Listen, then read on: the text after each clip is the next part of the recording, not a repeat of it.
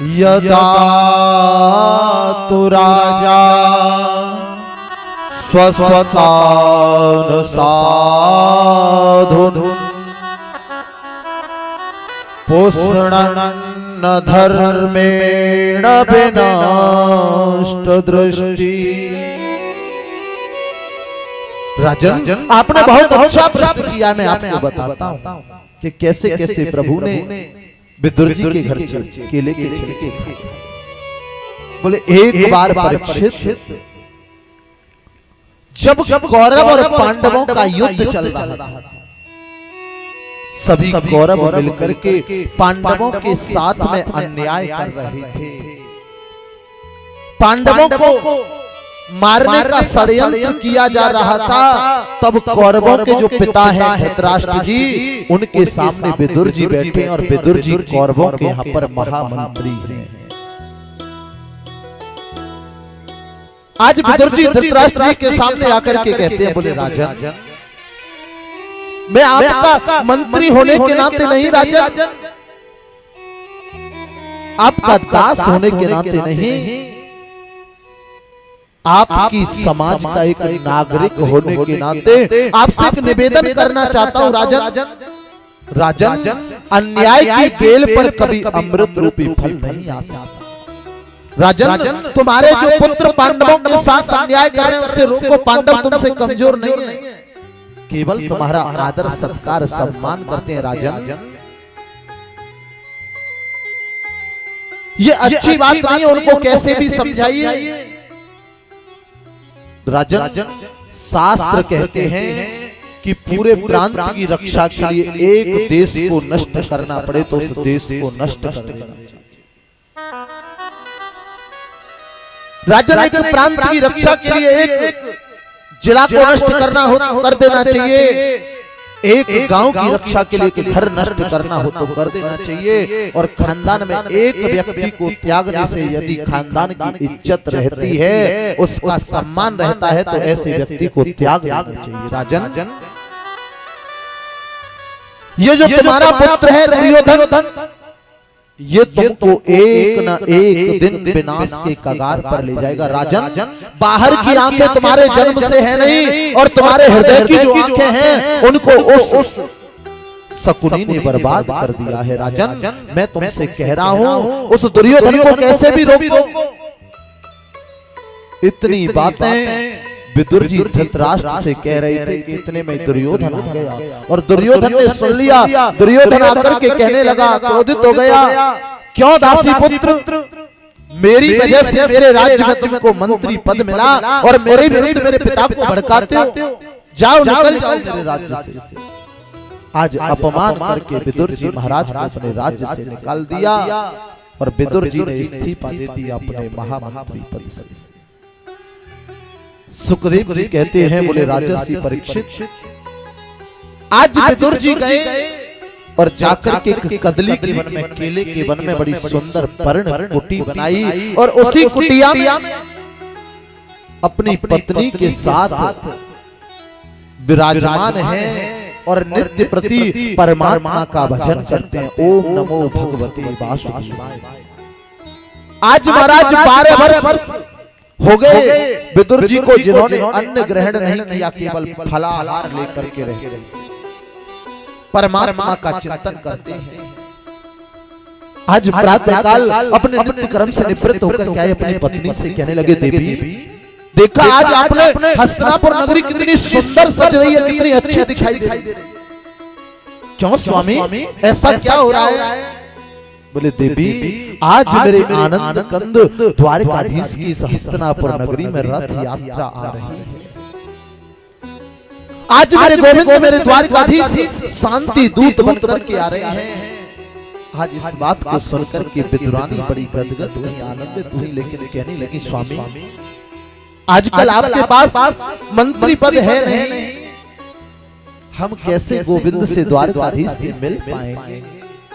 विदुर जी कहने लगे, देवी मन को छोटा क्यों करती हो? अरे जहां सब लोग खड़े होंगे वहीं जाके हम भी खड़े हो जाएंगे और हम गोविंद से मिल नहीं पाएंगे तो क्या हुआ, लेकिन द्वारकाधीश की एक नजर भी हमारे ऊपर पड़ गई तो हमारा जीवन धन्य हो जाएगा। देवी आप क्यों मन को छोटा करते? इतनी वार्ता करके दोनों उसी सभा में पहुंच गए जहां पर नगर के सभी लोग खड़े हुए थे।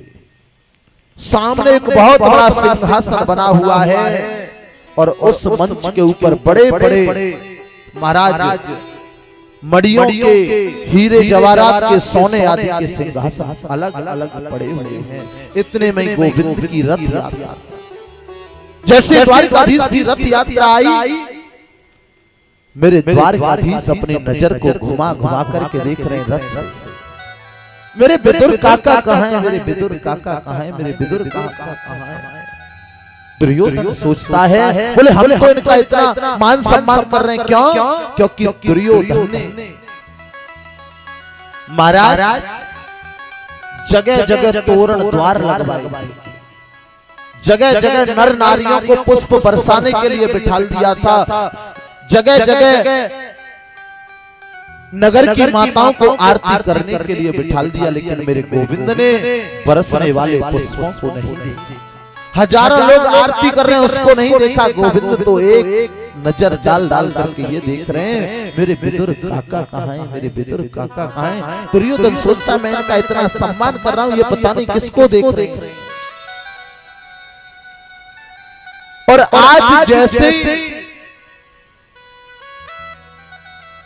विदुर काका और गोविंद के नेत्र मिले महाराज, विदुर जी का तो मन रूपी मयूर जो है वो नृत्य करने लग गया।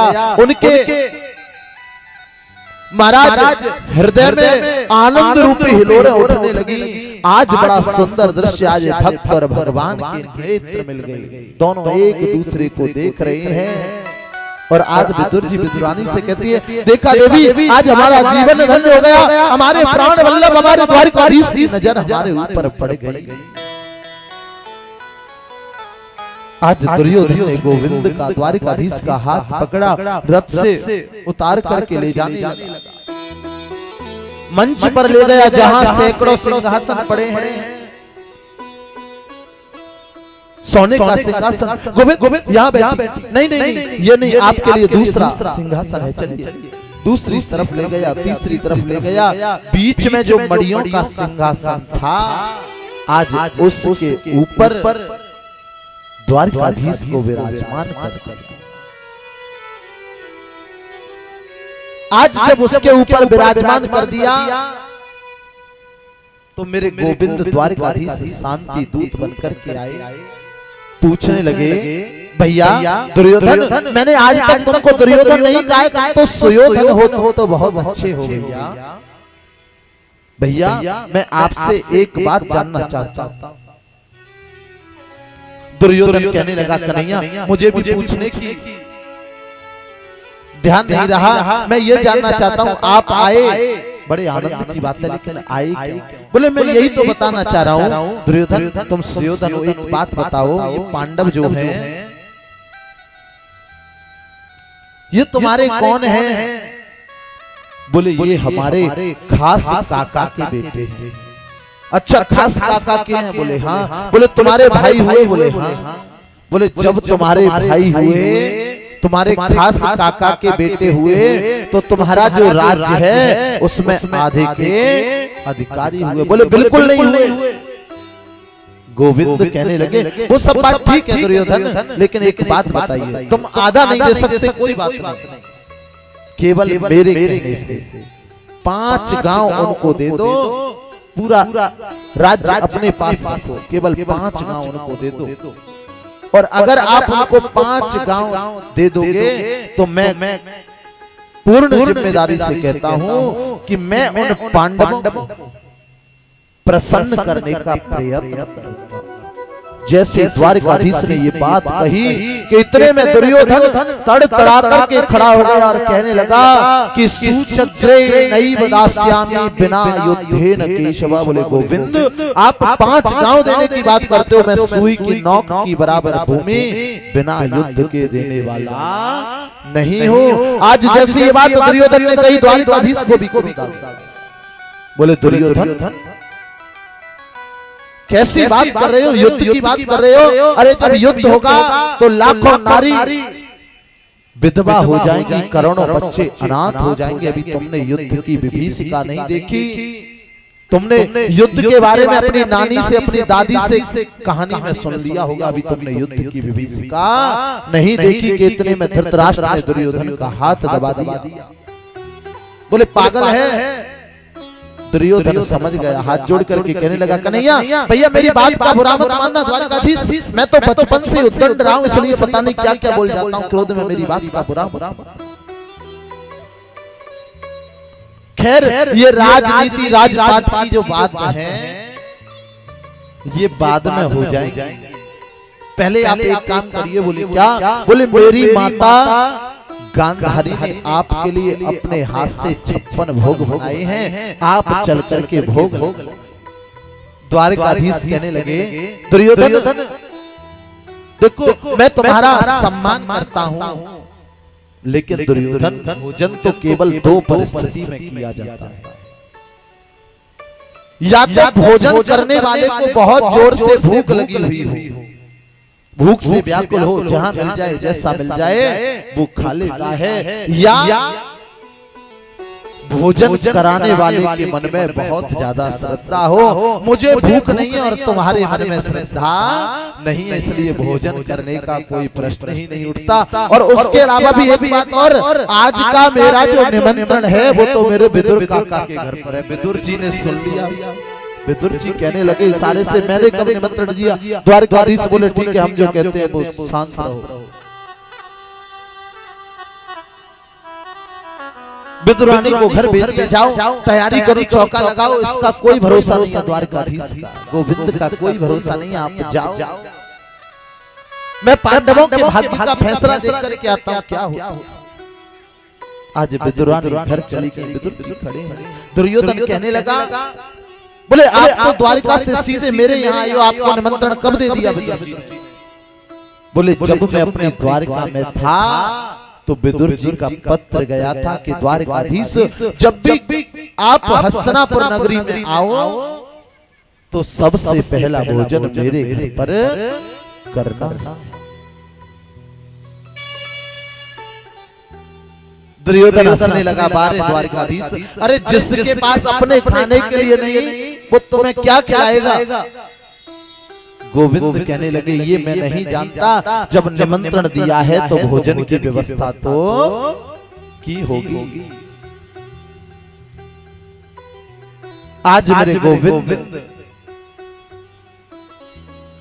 दुर्योधन को बता देते हैं कि जब निमंत्रण है तो मैं भोजन करने तो अवश्य जाऊंगा विदुर जी। विदुर जी ने सोचा कोई भरोसा नहीं, विदुर जी भी सभा छोड़ करके चले। आज मेरे द्वारकाधीश वहां से सीधे वहां चल दिए जहां कदली के वन में विदुर काका की कुटिया बनी हुई। सुखदेव जी कहते हैं, परीक्षित जिस प्रकार भक्त लोग भगवान के मंदिर में नंगे पैर जाते हैं, ऐसे ही जब भगवान किसी भक्त के घर जाते हैं तो अपनी चरण पादुका उतार करके जाते हैं। क्यों? क्योंकि भगवान की दृष्टि में भक्त का घर भी मंदिर के समान।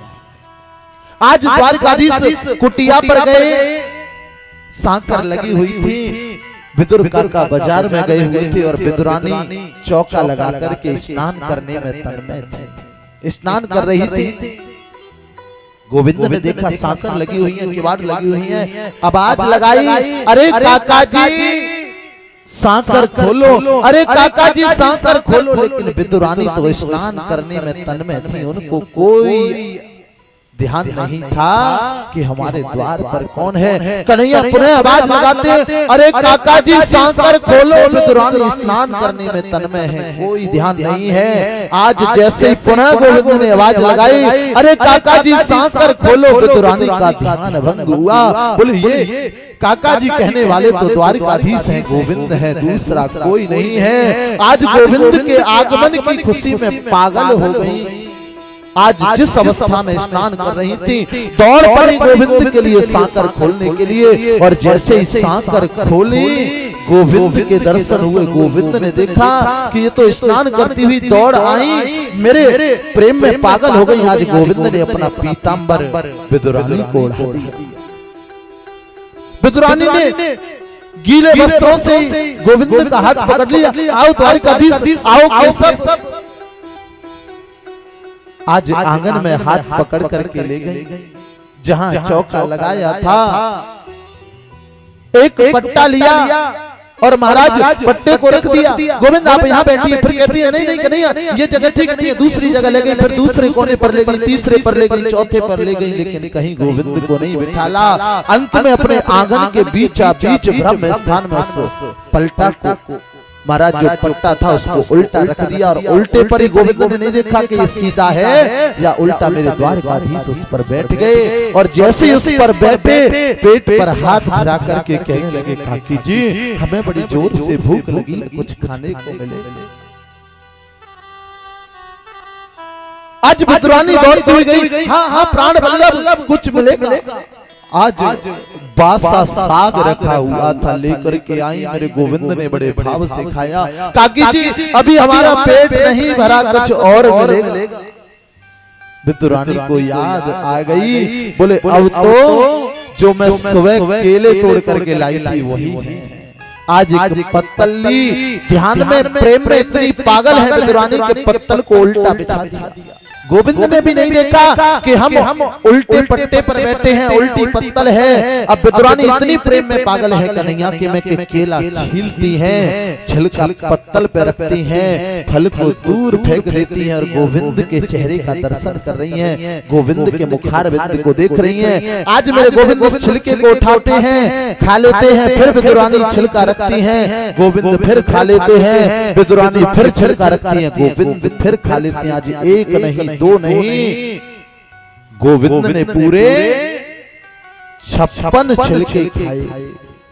परीक्षित जी कहते हैं गुरुदेव 56? बोले हाँ। आज गोविंद ने विदुर जी के यहाँ पर जो दुर्योधन के यहाँ 56 भोग छोड़े थे, उन पूरे 56 भोगों का आनंद उस केले के छिलके में ले लिया। इतने में विदुर जी आ गए। अरे देवी द्वारकाधीश का कोई पता नहीं है, कुछ तैयारी तो करो, कुछ व्यवस्था करो, वो आने वाले हैं। विदुरानी दौड़ती हुई गई, अरे स्वामी वो आने वाले नहीं, उनको तो आए हुए 1 घंटा हो गया, कुछ व्यवस्था की? बोले हाँ की। बोले क्या किया? बोले केले खा रहे हैं। आज जैसे विदुर काका ने आकर के देखा तो फल दूर पड़े हुए हैं, और गोविंद छिलके उठा उठा करके खा रहे हैं।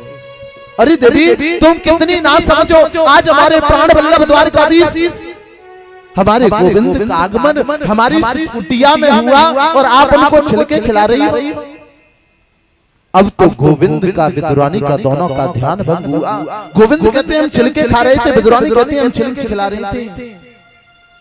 अच्छा कोई बात नहीं, मैं मलाई का लड्डू लाया हूँ, खोआ के लड्डू लाया हूँ, गोविंद आप एक खाइए। आज मेरे कन्हैया ने जैसे थोड़ा सा खाया, गोविंद कहते हैं बुरा नहीं माने काका जी तो एक बात कहें। बोले कहो।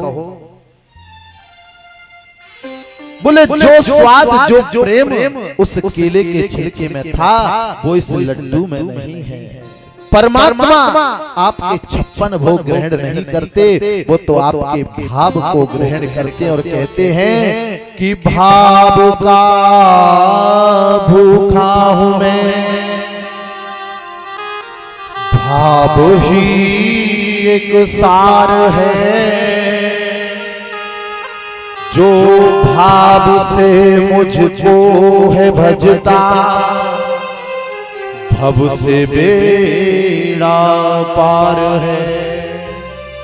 भाव बिन कुछ भी वो देता, मैं कभी लेता नहीं। भाव से एक फूल भी वह तो मुझे स्वीकार है।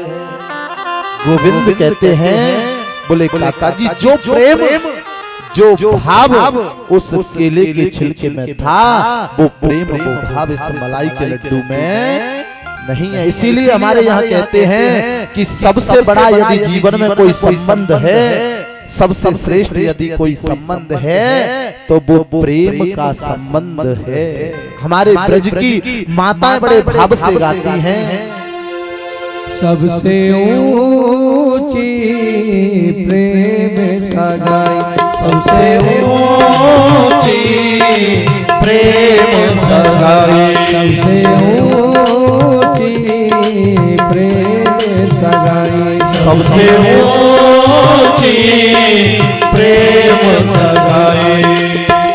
दुर्योधन की मेवा त्यागी, दुर्योधन की मेवा त्यागी, दुर्योधन की मेवा त्यागी, दुर्योधन की मेवा त्यागी। सागत दुर्गन खाई, सबसे ऊंची प्रेम सगाई, सबसे ऊंची प्रेम सगाई। द्वारकाधीश भगवान की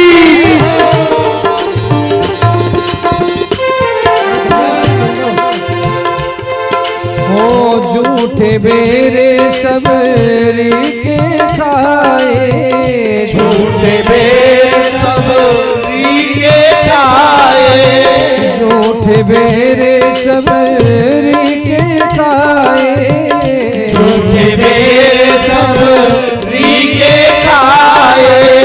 बहुविध स्वाद बताई, सबसे ऊंची प्रेम सगाई, सबसे ऊंची प्रेम सगाई।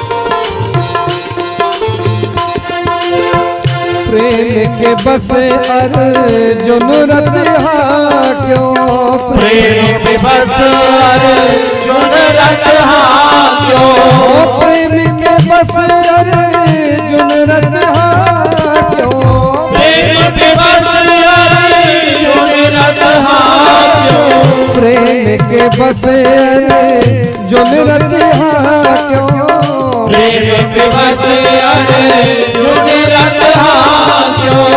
भूल गए ठकुराई, सबसे ऊंची प्रेम सगाई, सबसे ऊंची प्रेम सगाई, सबसे ऊंची प्रेम सगाई, सबसे ऊंची प्रेम सगाई।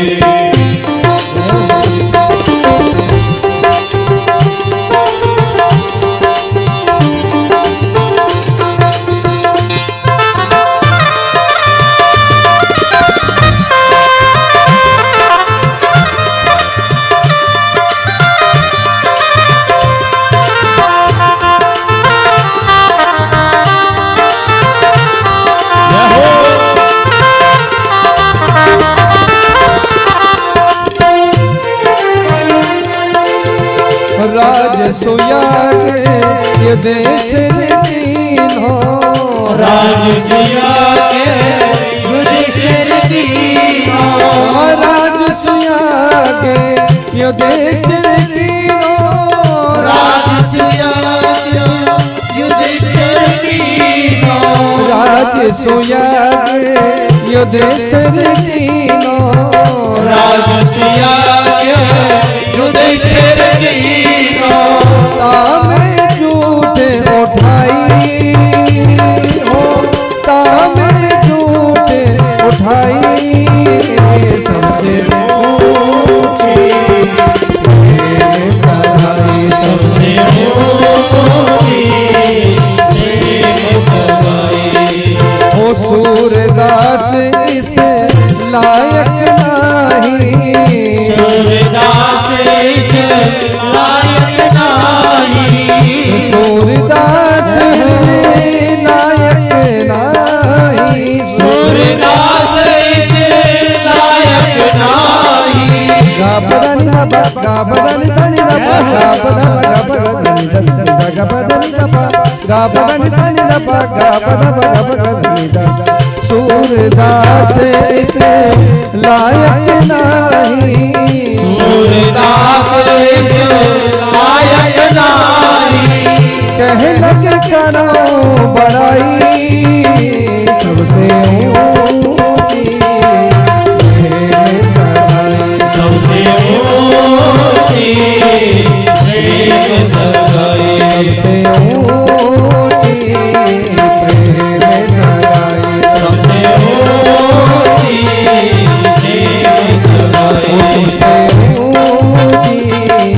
प्रेम सगाई सबसे ऊंची प्रेम